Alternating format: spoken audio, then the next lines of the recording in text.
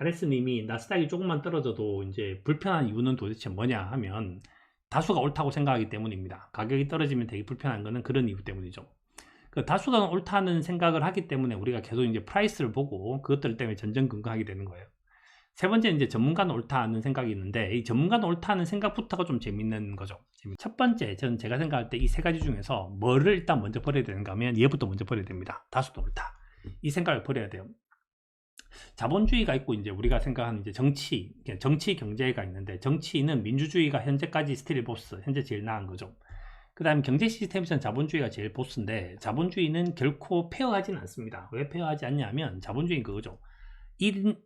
정치가 1인 1달러라면 자본주의는 1달러가 1표를 가지고 있는 그런 거죠. 그래서 가장 민주적인 것이 정치라면 가장 비민주적인 것이 기업일 수도 있습니다. 근데 다수가 옳다는 생각이 왜 틀렸냐라고 말을 하는 것은 미스터 마켓이 옳지 않다라고 말을 하는 것과 똑같죠. 이건 제가 되게 여러 번 말씀드렸는데 이런 거죠. 그 버펫이 했던 말이 정말 재밌는 얘기입니다. 그래서 올바른 사람을 뽑는다는 것은 쉬운 일이 아니에요. 그런데 왜 그런가 하면 시장은 때때로 기이하다는 겁니다. 아주 기이하다. 사실 이제 올해를 생각을 한번 다시 복귀를 한번 해본다면 2020년 1월 달에 이제 한 27,000, 28,000까지 갔었죠. 그렇게 갔다가 3월 달에 그것이 18,000까지 빠졌고 다시 최근에는 3만 근처까지 온 이것들을 보고 도대체 뭐라고 말을 할 수 있겠습니까? 이건 되게 기이한 일입니다. 근데 이 기이한 일에서 뭐가 있는가 하면 딱 한 번이라도 큰 실패를 하게 되면 모든 성과가 다 날아갈 수가 있어요. 날아갈 수가 있는데 이건 특히 레버리지를 쓰기 시작하면 더더더 심각해지는 거죠. 그래서 레버리지를 써서 투자를 하는 것과 레버리지 상품을 사는 것은 좀 다르다는 말을 했는데, 레버리지를 써서 투자하는 건 정말 위험한 일입니다. 그 다음에 그 밑에 뭐가 나오는가 하면 버펫시즌 글에 뭐가 나오는가 하면, 그래서 우리는 유전적으로 프로그램된 사람이 필요하다. 유전적으로 프로그램된 사람이 필요한데 그런 치명적인 위험, 그 치명적인 위험이 이 인텔리케를 썼죠. 지금까지 과거에 보지 못했던 위험이 분명히 나타날 거다. 지금까지 당신이 봤던 거와 전혀 완전히 종류가 다른, 코로나가 대표적인 그런 것들이죠. 그 다음에 그런 부분들은 뭔가 하면 현재 금융회사들이 사용하고 있는 모델로 못 찾는다. 뭐 JP모간이 만든 리스크 매트릭스 이런 걸 못 찾는다는 거죠. 그래서 투자를 하는 데 있어서 뭐가 중요하냐? Temperament is important. 기질이 중요하다. 기질이라고 얘기를 하는 것은 위험자산, 변동성 있는 자산을 대하는 태도 같은 거죠. 이 기질이 다르기 때문에 저는 이렇게 생각해요. 투자는 잘하는 100가지 방법이 있고 망하는 10,000가지 방법이 있어요. 망하는 10,000가지 방법을 하면 안 되죠. 근데 그 100가지 방법은 사람마다 다를 수 있습니다. 왜? 사람마다 기질이 다르기 때문이죠. 제가 이제 직접적으로 이렇게 사람을 보고 얼굴을 컨택을 하고 이렇게 하는 분들한테는 제가 종목에 대해서 좀 더 디테일하게 얘기할 수 있어도, 이렇게 대중적으로 이제 이야기를 할 때는 뭐 종목에 대해서 얘기하거나 이런 건 굉장히 좀 불편하죠. 왜 불편한가 하면 제가 기질을 몰라서 그렇습니다.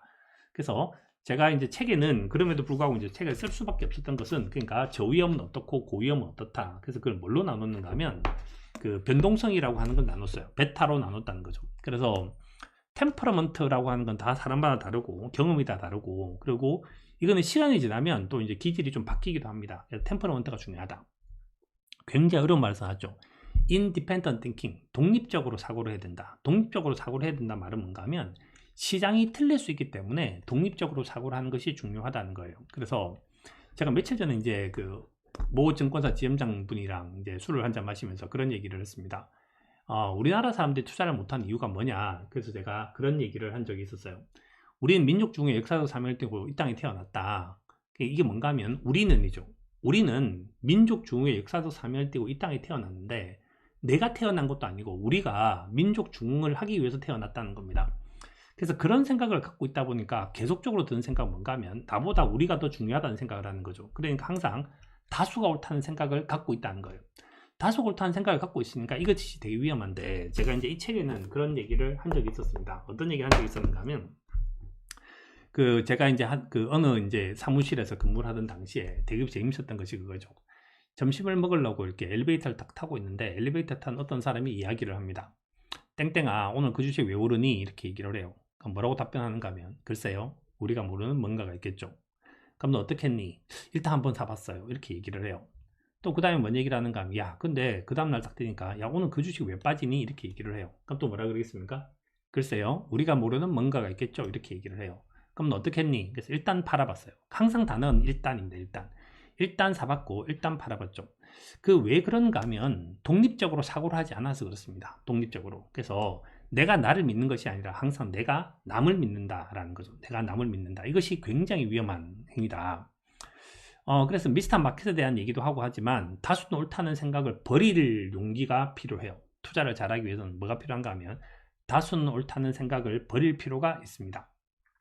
버릴 필요가 있다. 그래서 이걸 얘기를 하자면 단기적으로 종목은 효율적이냐 비효율적이냐, 그러니까 가격이 있고 가치가 있는데 가치가 가격과 똑같이 가느냐 다르게 가느냐, 다르게 간다는 거예요. 그래서 종목은 비효율적이고 단기적으로도 비효율적입니다.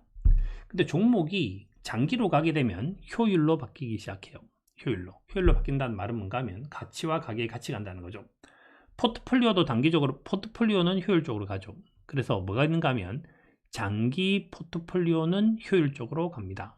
그 말은 뭔 뜻인가 하면 오늘 무슨 종목이 오른지에 대해서는 어떤 생각을 갖고 있는 게 좋은가 하면 틀렸다, 이 생각이 틀렸다. 근데 시간이 지나면 결국은 내가 포트폴리오를 갖고 있으면 효율적이다 라는 겁니다. 지난주에 제가 이제 그런 얘기를 한 적이 있죠. 어느 한 종목에 대해서도 비중을 30% 이상 가져가면 안 된다. 그 얘기는 뭔가 하면 내가 옳아요. 내가 옳은데 어떤 압박이 엄청 큰가 하면 다수가 주는 공포가 굉장히 큽니다. 다수가 너 틀렸어 이렇게 끊임없이 얘기를 하는 것들이죠. 그래서 투자를 하는 데 있어서 뭐가 되게 위험한 부분이냐 하면 다수는 옳다는 생각이 되게 위험한 겁니다. 또 하나는 이제 이 전문가는 옳다는 얘기는 이제 제가 오늘 이제 하나를 더 썼는데, 전문가는 옳다는 생각도 버리는 것이 되게 좋아요. 전문가는 옳다는 생각을 버리는 것이 왜 좋으냐 하면 방금 이제 여기서 말하는 것처럼 경제학자가 틀리고 투자 전문가가 틀리잖아요. 그래서 우리는 그 틀린 걸 수없이 많이 봤지 않습니까? 그래서 포워드 EPS 말한 애널리스트가 수없이 많이 틀렸고 펀드 매니저들이 시장을 언더퍼폼하는 것도 수없이 많이 봤고, 도대체 왜 우리는 전문가를 믿냐? 특히 전문가들을 믿을 때 제일 나쁘게 믿는 거 그거죠. 그 사람의 명성을 믿는 게 최악입니다. 최악. 그래서 그 사람 구독자 수가 되게 많아, 그 사람 되게 유명하다, 이게 이제 최악이죠. 그 두 번째는 이제 뭐가 있는가 하면 그 사람의 이제 크리덴셜, 학력 같은 거 믿는 거 있죠. 야, 그 사람 노벨 경제학상 탔어. 그 다음에 이번에 그 사람 뭐 책을 몇 권을 지었어. 그 사람 뭐 굉장히 권위 있는 어디래. 여기에 굴복하는 것도 굉장히 위험해집니다. 이건 뭐 이제 그 가장 대표적으로 이제 그 2010 몇 년도부터 시작해서 TV에서 이제 그 명견말림 뭐 이런 프로그램 했지 않습니까? 그래서 그때 이제 2016년, 2017년도에 뭐 이건 대표적으로 부동산 시장 얘기하면 되는데, 그때 부동산 시장 나쁘다는 얘기를 뭐 서울대 교수들부터 시작해서 수없이 많은 전문가들이 나와서 이제 했어요. 그래서 지금처럼 이렇게 이제 질문을 하면 그때 나왔던 질문이 그겁니다. 그 누구가 이렇게 얘기하는데 어떻게 생각하세요? 방금도 이제 그 질문 똑같은 게 두 개가 올랐죠. 하나 뭔가 있는가 하면 이제 그 베이비 에커만 님이 얘기하신 것처럼 손정희가 기본적으로 2-3달 안에 위기가 온다 그랬다, 어떻게 생각하냐, 이런 것들이 아주 대표적인 그런 부분들이고, 또 있었는데 하나, 하여튼 그래서 그런 것들이, 그래서 왜 거기에 이제 굴복하느냐라고 얘기를 하면, 이게 우리가 정보를 어마어마하게 많이 갖고 있는 시대를 살고 있는데 그 정보를 내가 취합하고 내가 분석하고 그럴 능력이 부족하기 때문에 다른 사람 말을 믿는다는 겁니다. 그러니까 내가 다른 사람이 만든 옷에 쏙 들어가게 되는 거죠. 이거 굉장히 이제 힘든 부분들입니다. 그래서 일단 기본적으로 다수도 옳지 않고요, 전문가도 옳지 않다는 거예요. 전문가도. 그럼 전문가를 어떻게 이제 보는 것이 좋은가 하면, 저는 전문가들에 대해서 항상 의심하는 태도로 보는 것이 훨씬 더 중요하다고 생각을 합니다. 의심하는 태도. 그래서 투자를 잘 하려면 뭐가 필요한가 하면 1번, 투자를